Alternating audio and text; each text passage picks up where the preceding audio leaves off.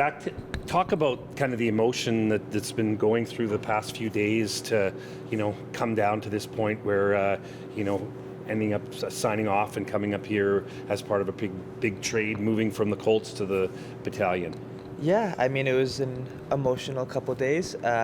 Luckily, I saw it coming a little bit. I'd seen the rumors. I talked to my GM and Barry about it a couple weeks ago, so it wasn't right out of the blue. But when the actual trade happened, it all moved pretty quickly.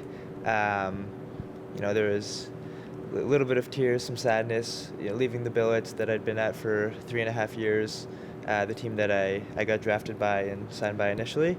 But the transition was pretty easy. I mean, I have no complaints, and it was so busy that I haven't really even had time to stop and think about it, to be honest. You've had a lot of things on your plate because just before the trade, you committed, which is another weird one you probably never would have thought of happened last year, but you committed next year to RIT, so already have a bit of a future already set. So maybe talk about that part of the crazy holiday you went through. Yeah, I mean, my life has definitely been stressful for the last month and a half, talking to schools, trying to figure out what would be the best path forward for me, but it's honestly amazing that we even get this opportunity as OHL players. It couldn't have come at a better time for me, obviously. I feel so lucky that it's this year and not next year or the year after, because I get to reap the benefits, and some very able hockey players just miss out by a year or two.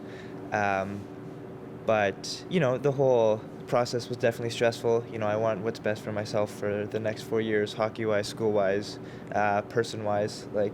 So I was very happy with my decision that I ended up there, and it also, the rest of the year kind of feels like a bonus, because I get to play hockey at RIT after this. So it doesn't. The rest of the year just feels like a bonus for sure.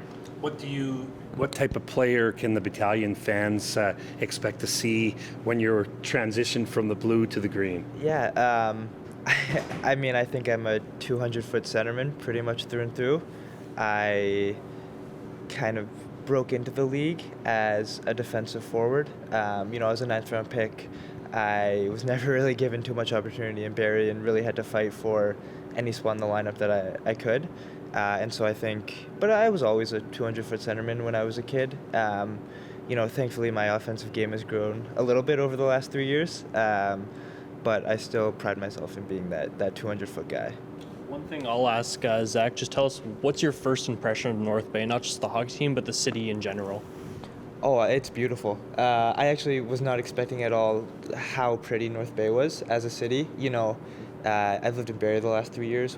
They get a lot of snow, and the weather is pretty bad and gray clouds all the time.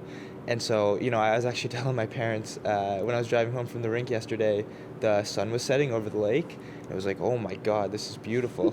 And it's cold, I won't lie, but I don't mind the cold as long as it's not excessively snowing.